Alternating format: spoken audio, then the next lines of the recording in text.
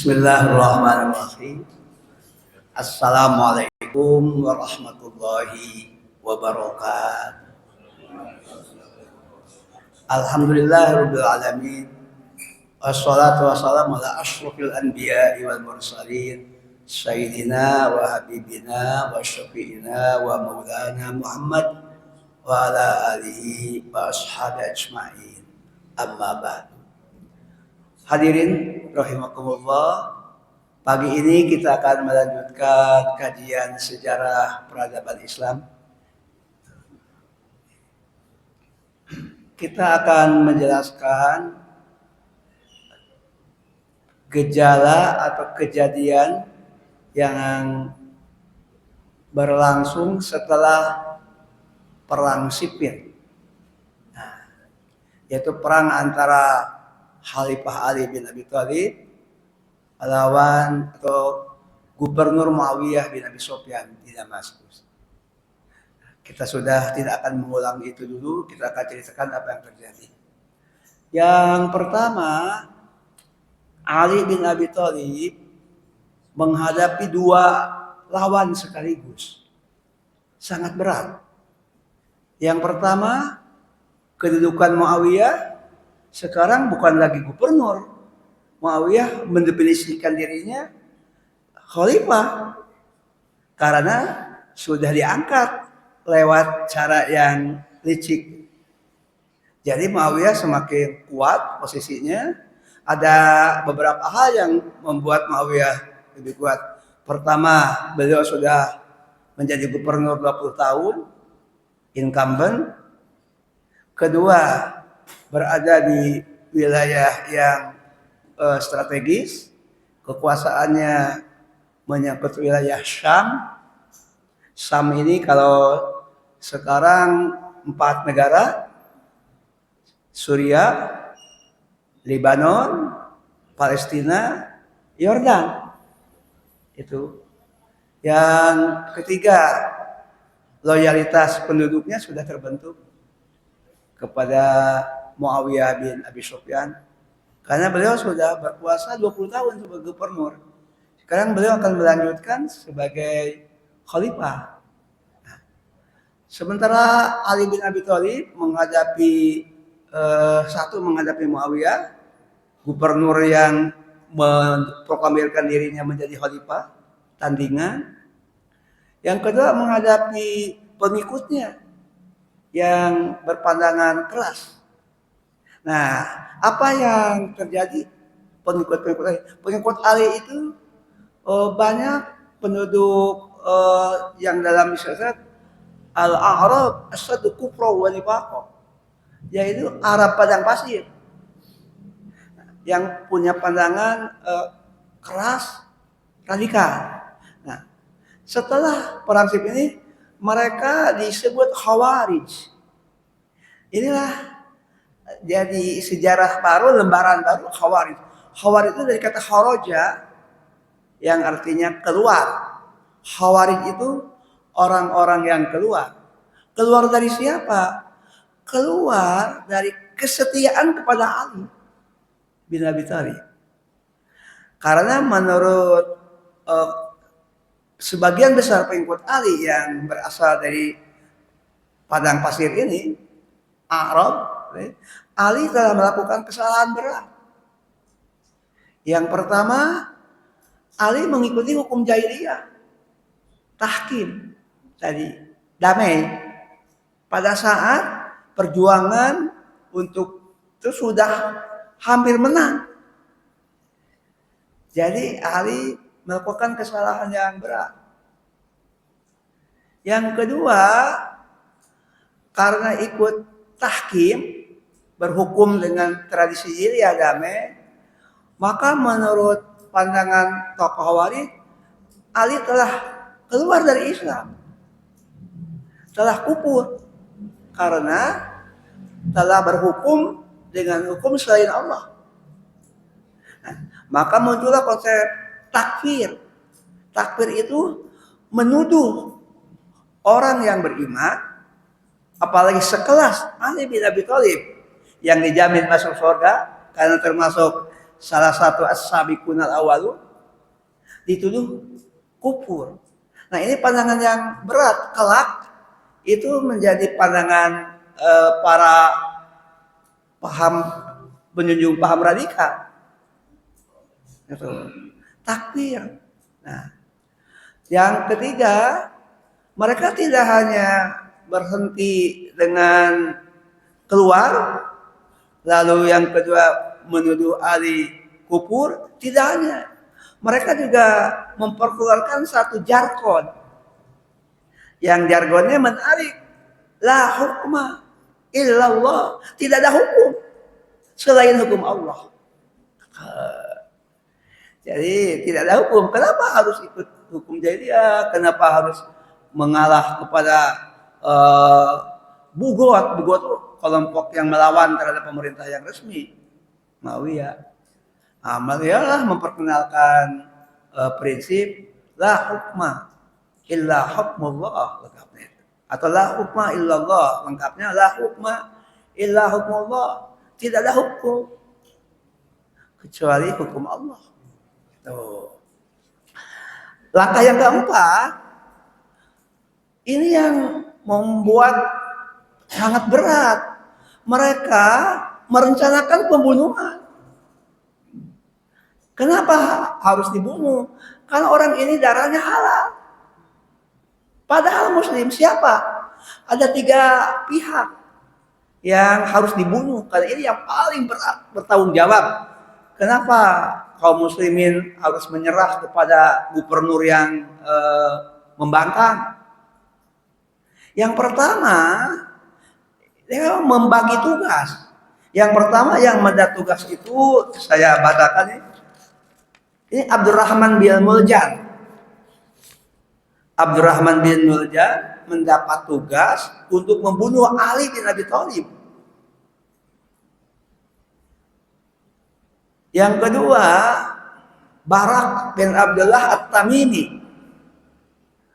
Barak bin Abdullah At-Tamimi ini mendapat tugas untuk membunuh Muawiyah bin Abi Sufyan. Gubernur yang membangkang, yang sekarang sudah merasa dirinya khalifah. Yang ketiga, Amr bin Bakar At-Tamimi. Ini ada 2 nih At-Tamimi. Untuk membunuh Amr bin As. Amr bin As itu kedudukannya gubernur Mesir. Ini dia yang otak intelektualnya kemarin yang itu Amr bin As. Nah, apa yang terjadi? Tuh, 3 orang inilah yang bersepakat dan mereka memilih waktunya di malam yang selamat 17 Ramadan. Serentak di waktu yang sama, tanggal 17 Ramadan tahun 40 Hijrah. Kalau tahun Masehinya tahun 661 Masehi. Jadi mereka memilih malam 17 Ramadan. Bergerak. Kemana bergeraknya? Ali berada di Basrah. Jadi Abdurrahman bin Muljam menuju Basrah. Barak bin Abdul Tamimi yang akan membunuh Muawiyah menuju ke Damaskus. Di Damaskus. Karena Muawiyah berkedudukan di Damaskus. Muawiyah menempati istana yang dulu ditempati oleh Gubernur Jenderal Romawi. Itu sekarang ditempati oleh Muawiyah. Jadi punya istana dengan sistem protokoler dan pertahanan yang ketat. Yang satu lagi yaitu Amr bin Bakar At-Tamimi menuju ke Mesir untuk membunuh Gubernur Mesir Amr bin As. Apa yang terjadi? Kita ceritakan dulu. Ini di waktu yang sama 17 Ramadan. Karena terencana dengan matang. Nah, Barak bin Abdullah At-Tamimi berhasil menikah Muawiyah di masjid. Tapi tidak mati karena yang ditikam pinggang. Segera diamankan oleh petugas keamanan dan ditangkap si Baraknya. Barak juga dibunuh terus karena diduga Muawiyah wafat. Ternyata Muawiyah masih hidup karena tikamannya hanya pinggang. Itu jadi Muawiyah luka saja, tidak sampai mati, masih tetap hidup ini. Sementara Amr bin Bakar At-Tamimi ketika dia masih langsung dia membunuh imam. Dikira Amr bin As, padahal malam itu Amr bin As tidak ke masjid, tidak sholat subuh di masjid. Yang menjadi imam itu adalah Harijah bin Habib As-Suhami. Ditikam imam, kemudian meninggal, bukan Amr bin As, salah sasaran. Dia mengira ya ini imam Amr bin As, padahal malam itu Amr bin As tidak ke masjid. Jadi yang korban adalah Harijah bin Habib As-Suhami. Kemudian pembunuhnya ditangkap lalu dikisos. Jadi untuk menghadapi tokoh oposisi ini, dua-duanya selamat. Yang paling aman Amr bin As, nggak luka, nggak apa dia, karena dia tidak ke masjid.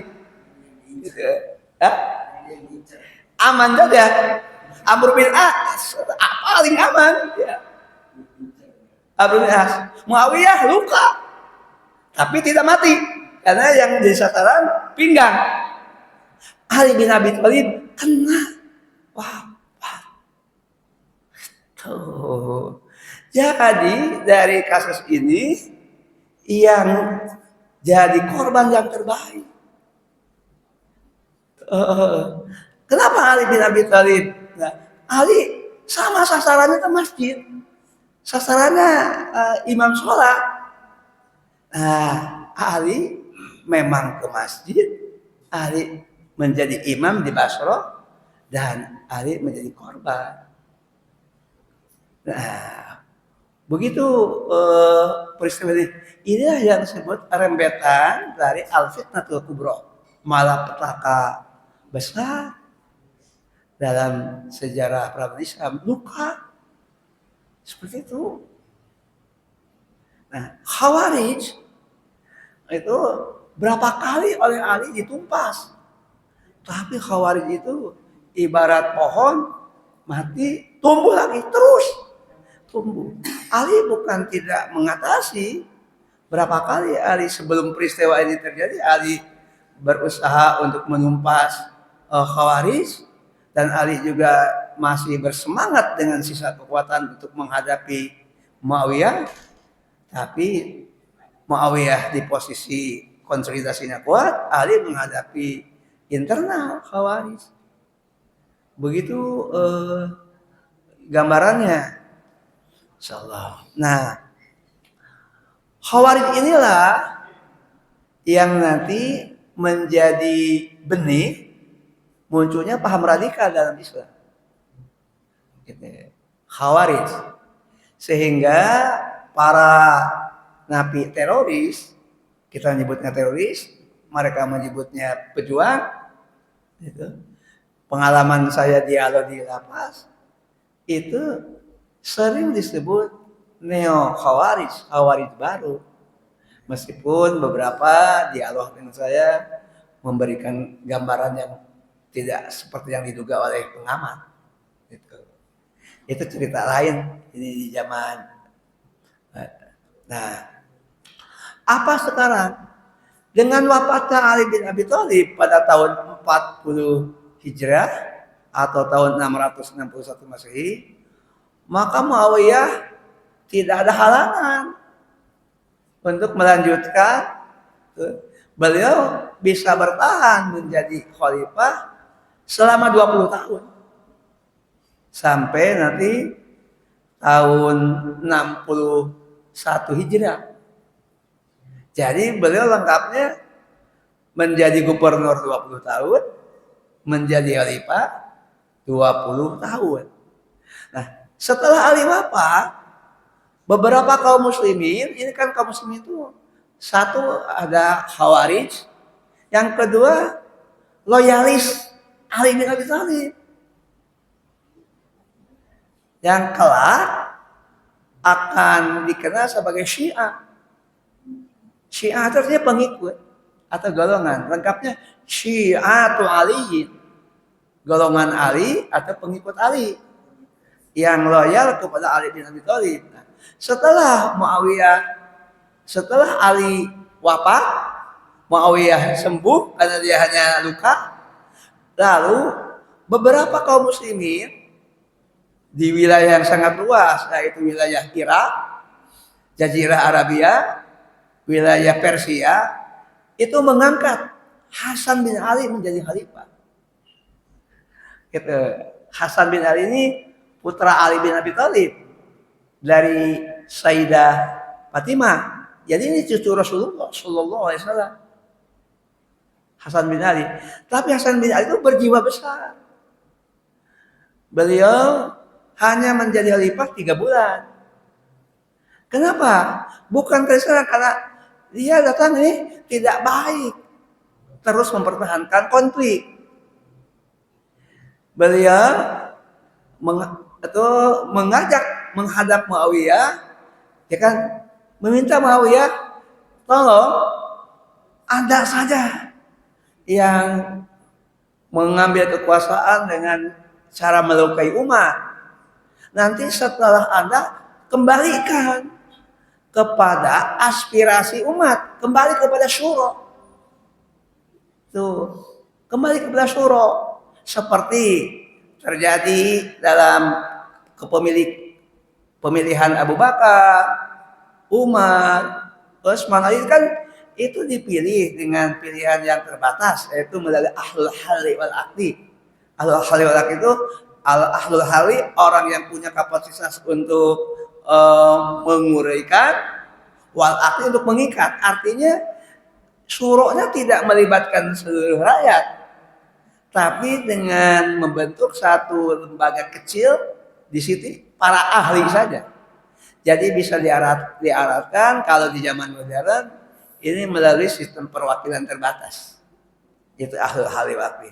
Kata ada, tolong Anda, ini Anda sajalah yang begini. Kenapa?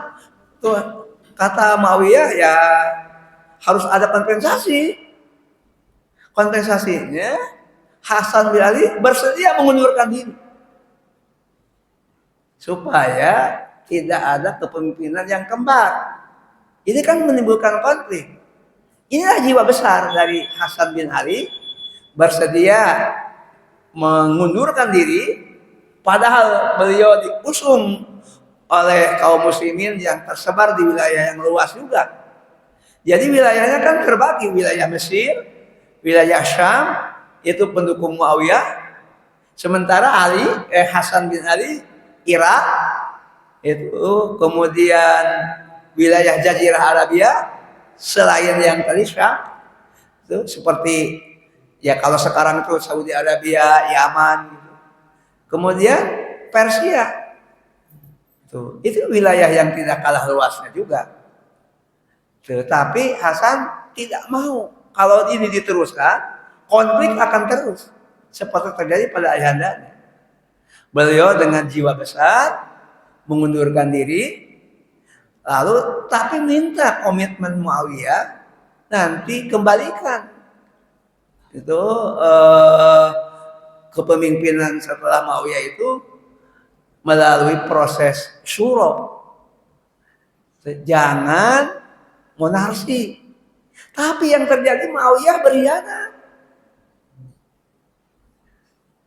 Ini yang terjadi Muawiyah berkhianat.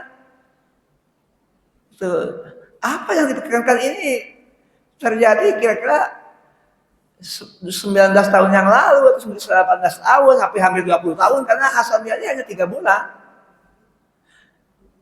Inilah yang Muawiyah mudah berjanji, mudah melupakannya. Dan ini salah satu ciri insan, manusia, dari insian, yang artinya mudah berjanji, mudah melupakan. Apa yang terjadi? Ya Muawiyah tetap tidak mengikuti janji, tidak menepati janji yang diucapkan di depan Hasan bin Ali. Tapi dia berusaha untuk mengangkat anaknya, yaitu Yazid bin Muawiyah, untuk menggantikan. Maka sejak Muawiyah ini konsep syuro hilang. Yang terjadi adalah sekarang jadi kerajaan dengan sistem monarki. Tidak ada batas waktu lama, tapi tidak dibuka kepada di luar dirinya. Itu hanya untuk keturunannya. Padahal Muawiyah terus mengetahui bahwa anaknya Yazid bin Muawiyah tidak memiliki kualifikasi kepemimpinan, tidak memenuhi persyaratan. Jadi ini kembali lagi saat itu dihadapkan dengan kesepakatan tidak dipenuhi, ya. Muawiyah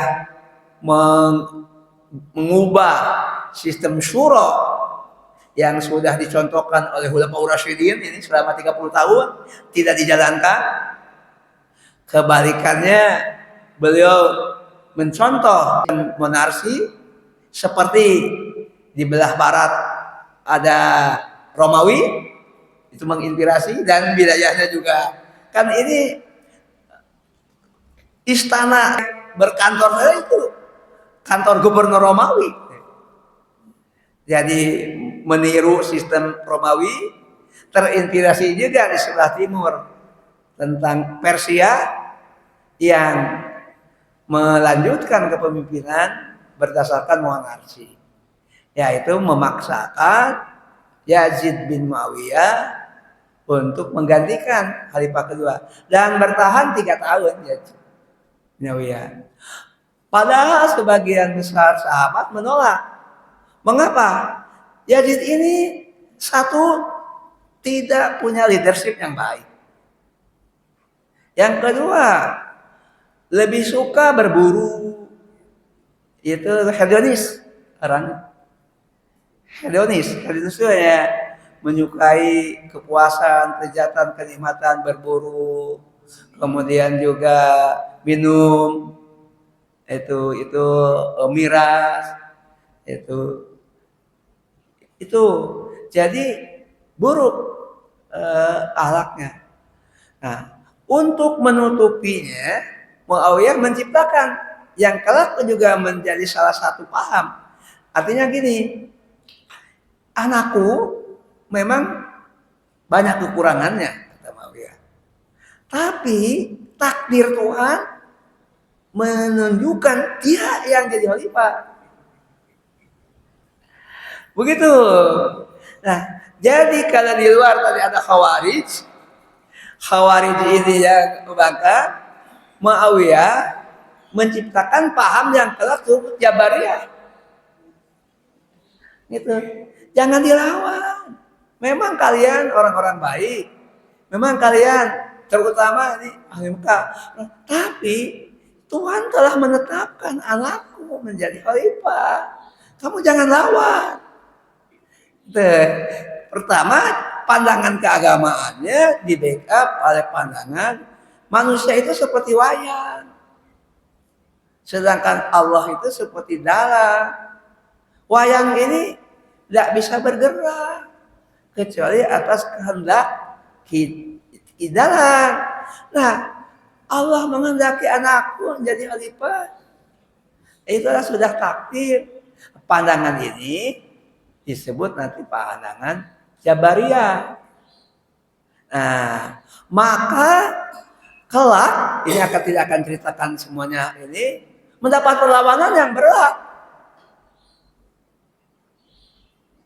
Yazid itu dan terus saja nanti Yazid digantikan oleh anaknya, yaitu Muawiyah bin Yazid. Begitu.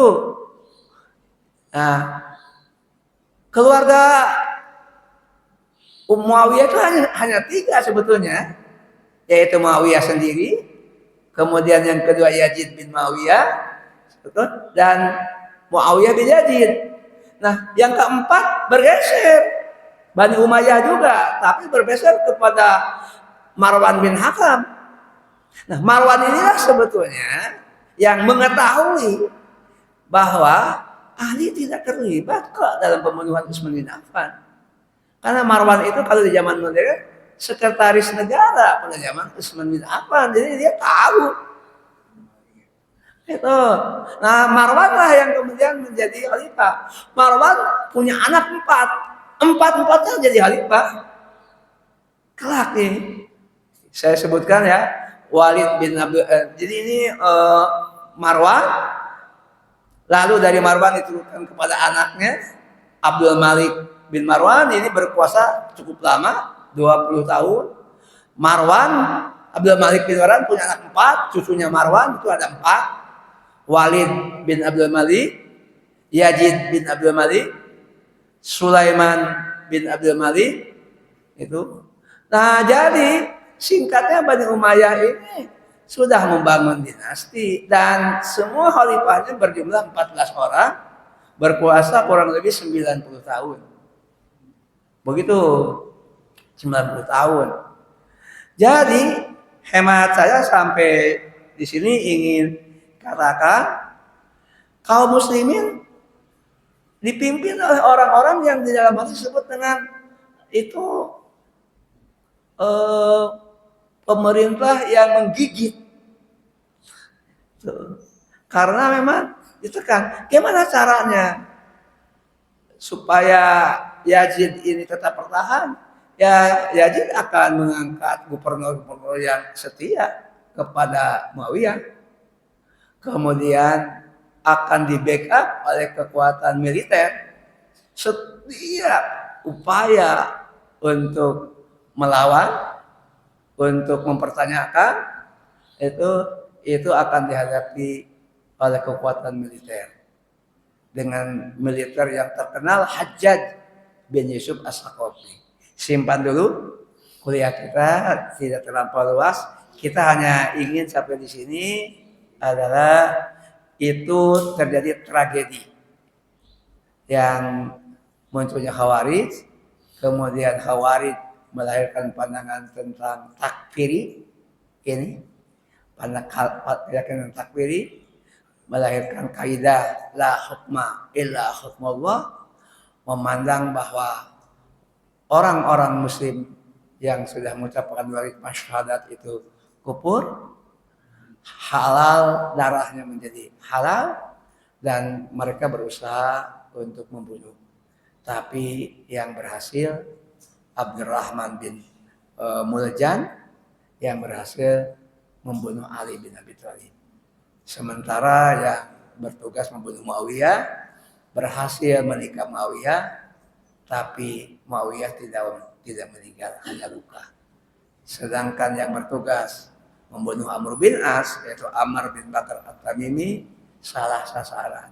Karena pada malam 17 Ramadan itu Amr bin As tidak menjadi imam, Amr bin As tidak sholat di masjid. Yang jadi korban Harijah bin Abib As-Suhami. Kondisi itulah yang lukanya cukup panjang. Lukanya nih, dampak luka maksud saya, sampai hari ini masih terasa. Sampai hari ini masih cukup muncul letupan-letupan pandangan seperti ini. Demikian Bapak dan Ibu, saya supaya tidak terlalu luas, insya Allah sebagian akan dilanjutkan pada kuliah berikutnya. Kali ini kita fokus kepada hura-hura ataupun hura-hura kekacauan yang ditimbulkan oleh paham Khawarij setelah perang sipil terjadi. Demikian. Saya tidak akan tutup ini karena hanya menutup pembicaraan. Selanjutnya kita akan beralih ke dialog untuk mendalam. Dengan segala hormat, saya persilakan.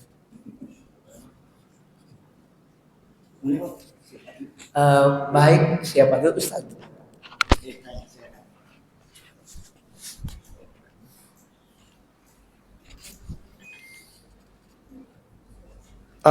Kaitan dengan paham Khawarij. Khawarij, ya. Itu kan ada sampai sekarang ya. Paham ini kan ada yang Ya, mereka tidak mengatakan Khawarij, tapi dalam pola pemikirannya hampir mirip dengan Khawarij, di mana mereka menganggap yang paling benar. Nah, persoalannya adalah di tataran praktek di masyarakat ini kan bahaya gini. Sementara apa ya? Mereka ini susah kalau bahasa saya itu diajak gitu. Merasa paling benar aja. Jadi nyalahin yang ini, akhirnya kita sendiri sebagai muslim juga bingung, kok Islam kayak gini banget gitu. Semuanya salah, begini salah, begini salah, begini salah. Nah, memahamkan mereka ini seperti apa ya? Karena mereka juga, maaf Ustaz ya, sholat juga sih gitu, sholat tetap sholat. Tapi dalam prakteknya mereka nganggap yang lain itu salah gitu. Bahkan yang lebih parah yang tadi itu yang halal darahnya, terutama buat yang menurut mereka itu pemimpinnya sudah togut dah gitu. Kan ini merusak citra Islam yang rahmatan lil alamin. Nah, ketika ketemu yang seperti ini, ketemu misalkan ada kelompoknya seperti ini, sikap kita seperti apa? Itu sih Pak Kiai yang paling penting di situ titiknya. Nah, makasih. Khawarij ini memang menginspirasi banyak pihak. Yang saya temukan, paham Khawarij ini dalam batas tertentu diserap kelompok-kelompok yang mereka menyebut dirinya mujahid, pejuang, pemerintah Indonesia menyebutnya teroris. Gitu. Nah, ada pergeseran. Yang pertama diambil dari Khawarij itu kaidah tadi, la hukma illa hukmullah. Tidak ada hukum selain hukum Allah. Nah ini jargon Khawarij, mereka tidak menyebut diri Khawarij, tapi jargon Khawarij menginspirasi pandangan mereka. Kemudian mereka mengembangkan, kalau Khawarij sasarannya jelas, orang Ali, Muawiyah, Amr bin As, sasaran itu. Kalau ini lebih luas, diperluas. Siapa saja yang tidak menjalankan hukum Islam jadi sasaran. Gitu. Jadi kalau Khawarij di zaman klasik yang jadi sasaran itu ditentukan Ali, Muawiyah, Amr bin As. Jadi walaupun yang berhasil dibunuh Ali. Nah, kelompok ini diperluas dengan menggunakan konsep togut. Togut kan diambil cukup banyak dalam Al-Quran kata-kata togut. Salah satunya ada surat Al-Baqarah yang dijadikan diri kita, la ikraha fid din qad tabayyana rusydu minal ghayy wa may yakfur bi taghut. Siapa yang kufur kepada tagut wa yu'min billah, jadi harus menolak tagut, beriman kepada faqad istamsaka bil urwatil wuthqa, maka dia telah berpegang pada tali yang kuat. Jadi kepada tagut itu harus yakfur, kepada Allah itu yu'min. Gitu. Nah, konsep tagut itu diperluas. Kalau aslinya tagut itu beberapa tafsir yang saya baca, konsep itu adalah yang disembah selain Allah. Seperti orang yang mempertuhankan dewa, lalu kemudian dewa dipersembahkan dalam bentuk patung-patung. Nah, ini patung itulah tagut. Ada juga yang mempertuhankan manusia, maka manusia yang dijadikan sembahan selain Allah itu disebut tagut. Tagut sendiri artinya dikata togo yang artinya menolak atau membangkang. Tetapi diperluas, yaitu dengan menggunakan dari ayat la hukma dari jargon la hukma illallah dihubungkan dengan 3 ayat dalam surat Al-Maidah. Wa ma lam yahkum bima anzalallah, siapa yang tidak melaksanakan berhukum dengan hukum Allah, ini ada 3 pilihan. faulaika humul kafirun, faulaika humul fasikun, faulaika humul munafiqun. Karena itu dalam konteks mereka ini orang yang mempertahankan Pancasila, lalu dengan Pancasila itu tidak terhalang untuk melaksanakan hukum Allah, syariat Allah, itu togut. Karena togut, dia logikanya sama, itu harus diperangi. Kenapa? Karena dia sudah berlepas tangan. Karena dia lalu menyusun dua konsep, al-wala wal bara. Al-wala itu loyalitas, kesetiaan. Al-bara berlepas. Nah, kita harus berlepas dari orang ini. Maka muncullah konsep yang dulu jadi pikirannya Khawarij. Ya, selain menggunakan konsep la hukma illallah, menggunakan konsep takfiri, menuduh orang beriman yang tidak sepenuhnya menjalankan hukum Islam seperti setia kepada NKRI, setia kepada pembukaan, setia kepada Batang Mudu 45, setia kepada Pancasila, itu togut. Mereka kemudian merasa tidak bersalah untuk meletakkan bom. Kalau dulu membunuhnya dengan pedang dan kemudian serangannya harus berhadapan-hadapan, sekarang diganti dengan meletakkan bom. Ada dua jenis bom. Ada bom bunuh diri. Itu bom bunuh diri. Nah, inilah yang saya hadapi. Itu ya pas.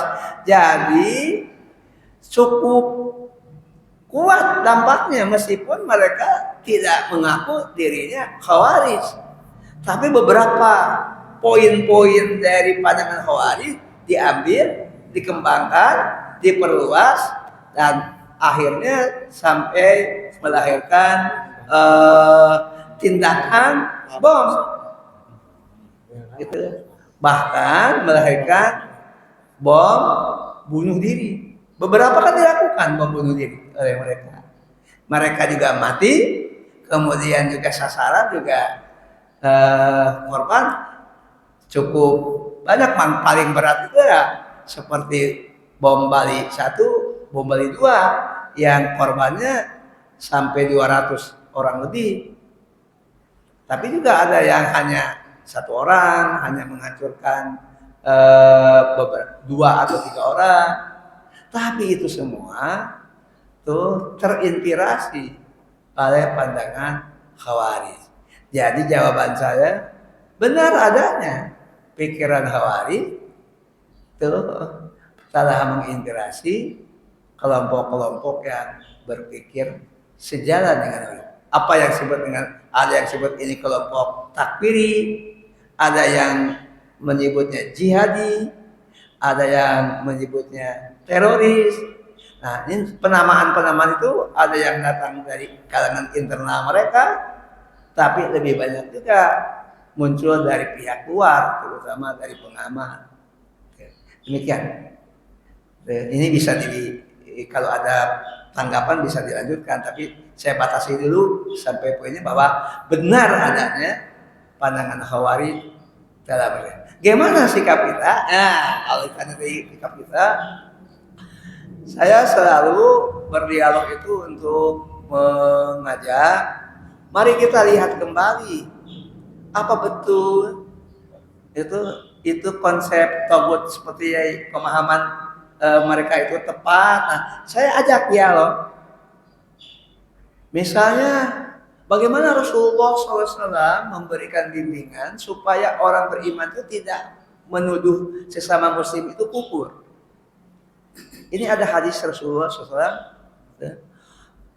Man qala li akhihi ya kafir, faqad waqa'a alaihi in kana kama qala.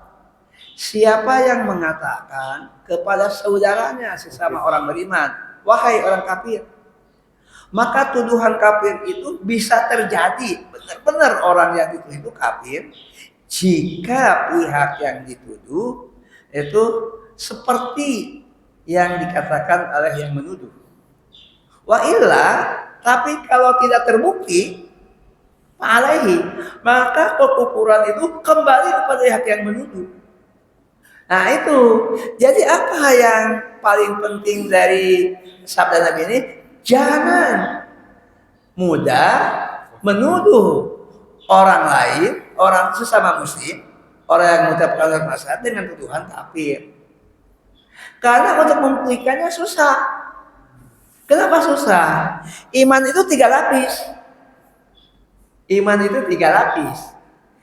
Kalau saya ingatkan, 1 pembuka, 2 penguat, 3 inti.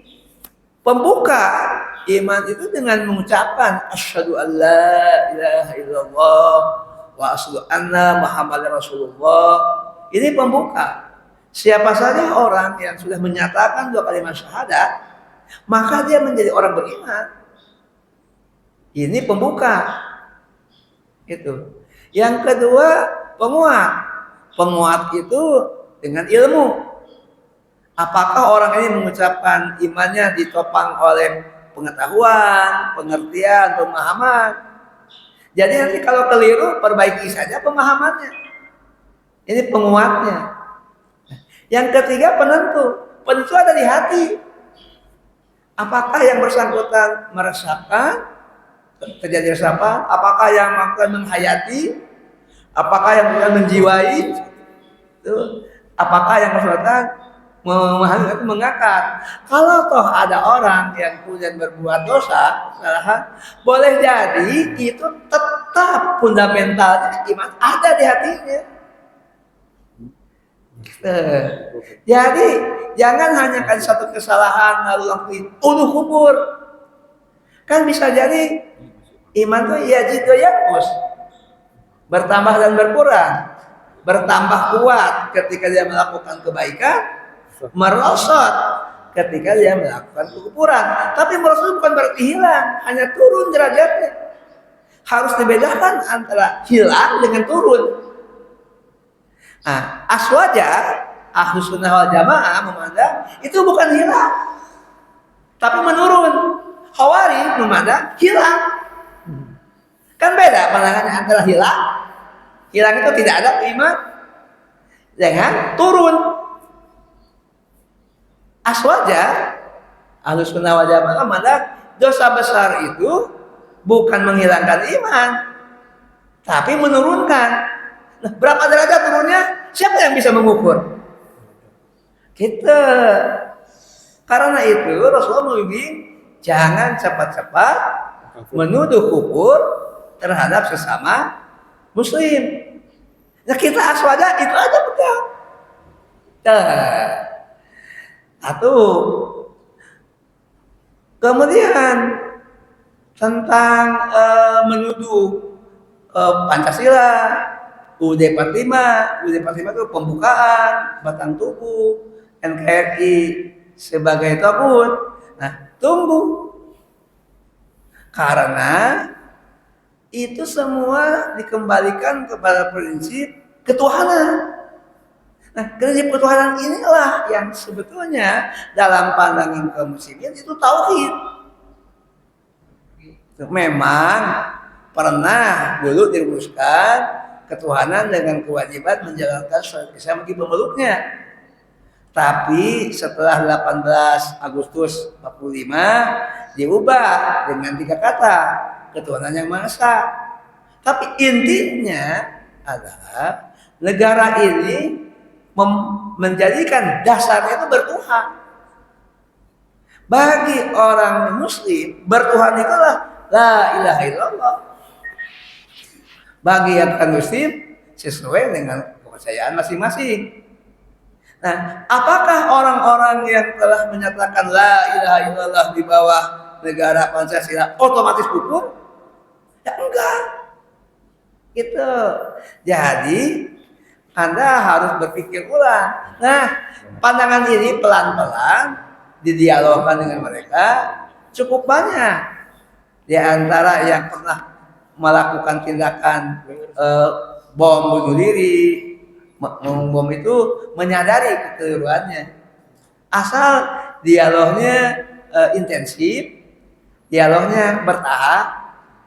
Saya sudah sejak tahun 2012, jadi ini 14 tahun, itu dialog dengan mereka melalui dua institusi. Yang pertama saya melalui Pusat Riset Ilmu Kepolisian dan Kajian Terorisme UI, Universitas Indonesia. Belakangan melalui Badan Negara BNPT. Dialog benar baik-baik saja dialog dengan mereka. Untuk apa? Untuk mewujudkan apa yang dirumuskan oleh Aswaja. Satu, jangan takfiri. Mudah menuduh orang kafir. Dosa itu bukan menghilangkan iman, tapi menurunkan iman. Yang kedua, jangan berpikir bahwa togut itu diperluas menjadi NK itu negara kufur Republik Indonesia. Jangan, gagabah. Mari kita mari kita dialogkan dengan tenang. Nah, dialog-dialog itu saya selalu menunjuk, mari kita lihat apakah negara Indonesia menghalangi orang untuk ibadah? Tidak. Apakah negara Indonesia memfasilitasi untuk mewujudkan tentang penyelenggaraan haji? Apakah negara Indonesia mengelola zakat? Apakah dalam batas tertentu syariat Islam bisa diterapkan dalam konsep muamalat? Dan muamalat itu dalam konsep melahirkan perbankan syariah. Kan ini semua ada. Yang masih tidak terlaksana itu tinggal hukum pidana. Itu yaitu hukum potong tangan, hukum kisos, hukum tentang rajam, hukum tentang cambuk. Jadi kalau begitu tidak semua ditolak. Kalau Anda mengatakan itu togut dan kemudian Anda kufur, itu tidak tepat. Yang paling tepat adalah mari kita upayakan bagaimana supaya hukum yang belum terlaksana itu bisa pelan-pelan terlaksana sambil mempertahankan apa yang sudah diraih. Begitu kira-kira solusi yang sering kita diskusikan. Jadi kesimpulannya memang itu tantangan buat kita menghadapi kelompok takfiri ini. Gitu ya. Seperti itu gambarnya. Wallahu a'lam bishawab. Itu masih banyak kekeliruan. Seperti itu pengalaman kami. Saya tidak sendiri. 14 tahun menghadapi mereka di lapas dan di luar lapas. Apakah diberikan? Baik, Bapak. Itu dari suriannya Muawiyah. Ada yang berpihak kepada Ali, ya. Siapa namanya saya lupa itu.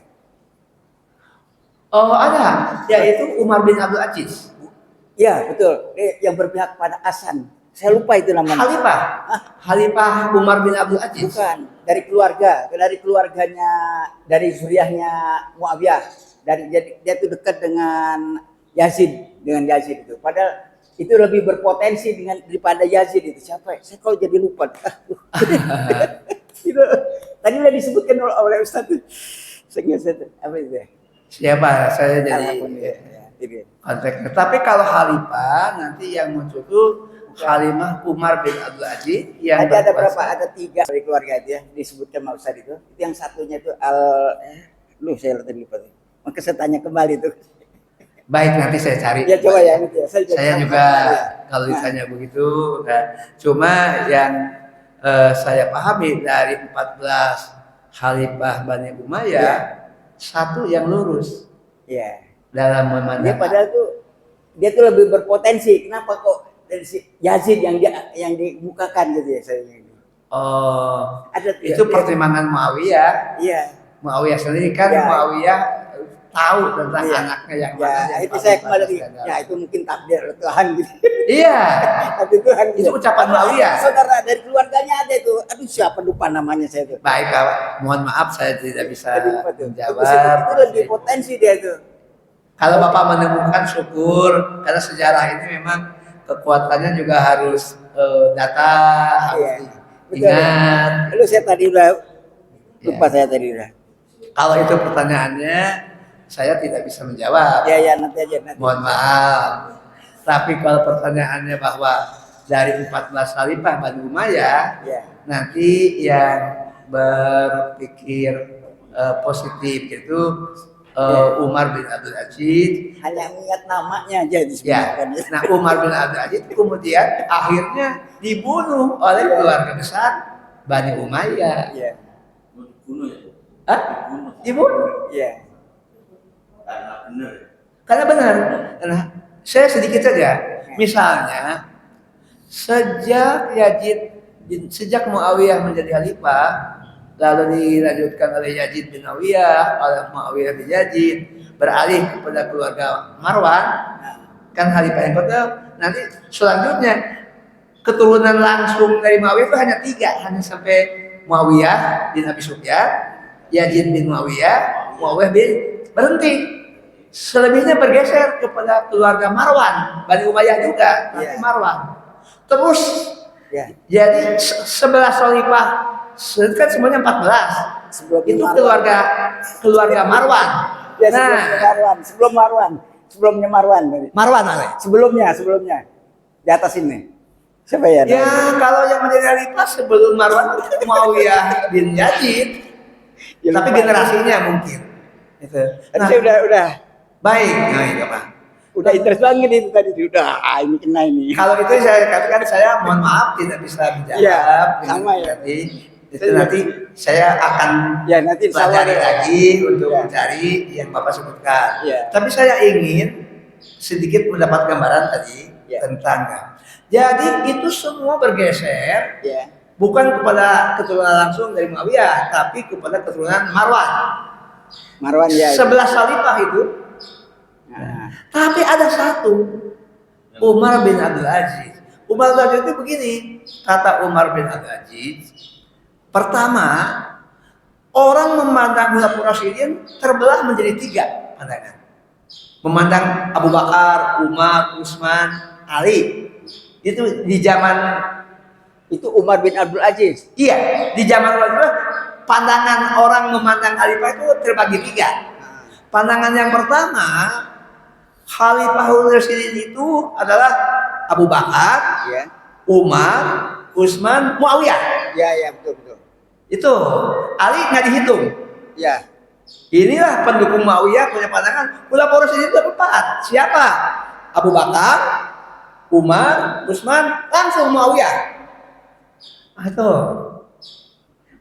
karena ingin menyingkirkan Ali, tidak menghitung. Iya. Pandangan yang kedua, Khulafaur Rasyidin itu adalah 3 yang lurus saja. Abu Bakar, Umar, Utsman, titik.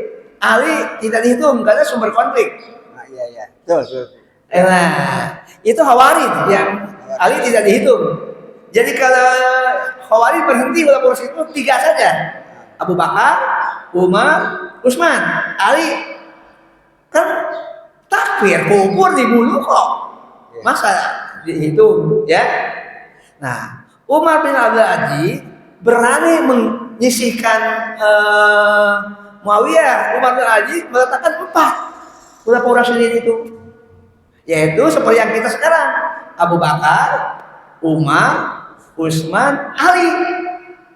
Nah, ini langkah berani. Iya. Sementara Bani Umayyah kan 4, tapi yang keempatnya Muawiyah. Khawarij 3, karena Khawarij tidak mengakui Muawiyah, tidak mengakui Ali. Jadi Khalifah Rasyidin versi Khawarij sampai Utsman saja. Sementara Umar bin Abdul Aziz berani mengatakan seperti yang kita sekarang pegang. Di mana-mana nih, sini ada nggak tulisan kan ya? Ya. 4. Nah, Ali masuk. Nah, ini keberanian mengakui Ali sebagai, padahal dia berasal dari Bani Umayyah. Nah, lalu tidak sampai di situ, memerintahkan kepada khotib-khotib di seluruh masjid dalam khutbah, hentikan kutukan kepada Ali. Karena sebelum Umar bin Abi menjadi khalifah, itu atas perintah Muawiyah turun menurun Yazid, setiap khotib itu harus mengutuk Ali dengan simbolik Abu Turab. Jadi tidak disebut Ali, Abu Turab. Abu Turab itu artinya bapak tanah. Untuk merendahkan ini orang sudah tenggelamkan aja ke dalam tanah. Itu Abu Turab itu kinayah untuk menggambarkan penghinaan yang sangat berat dan disampaikan dalam khutbah Jumat. Gitu. Jadi Umar bin Aziz merasa ini sahabat, dia baca sejarah, dia baca hadis Nabi oleh Nabi termasuk sabiqunal awwalun, kok direndahkan. Itu satu. Yang kedua, Umar bin Aziz meminta supaya keluarga istana jangan menguasai tanah yang luas. Gitu. Jadi landform, pengaturan tentang tanah. Sebab Bani Umayyah itu memanfaatkan jabatan mereka, orang-orang keluarga itu memiliki tanah yang luas, membangun villa-villa, menguasai wilayah perkebunan yang luas. Nah, oleh Umar bin Aziz hentikan itu. Jangan menguasai tanah, itu harus. Kemudian Umar bin Aziz juga meminta khalifah itu siapapun nanti kalau naik, sebelum menjadi jabat hitung hartanya. Setelah turun meninggal hitung lagi. Kalau ada kelebihan, ini dari mana sumbernya? Kok jabatan jadi menambah kekayaan? Seharusnya yang itu sebelum menjabat tanahnya kekayaannya luas, setelah menjabat sampai wafat tanahnya berkurang. Berarti tanah milik pribadi terambil untuk negara, itu keren. Nah, pandangan seperti ini tentu saja tidak ditolak oleh Bani Umayyah, sehingga terjadi upaya untuk menyingkirkan Umar bin Abdul Aziz. Menurut satu riwayat, Umar bin Abdul Aziz memang diracun oleh keluarga besarnya. Wallahu a'lam, ada sejarawan yang menulis memang diracun. Kenapa? Karena adil kelakuannya. Mujadid ya. Iya, itu. Kemudian beliau juga ada satu gagasan lain, meminta untuk membukukan hadis. Dicatat. Itu yang mendapat itu Ibnu Syihab Az-Zuhri. Jadi beliau hadis kemudian ditulis dengan susunan, ada yang disebut sunan, ada yang disebut dengan musnad. Ya. Itu setelah mendapatkan perintah dari Umar. Tapi sayang beliau berpuasa hanya 2 tahun 4 bulan. 2 tahun bukan 6 bulan.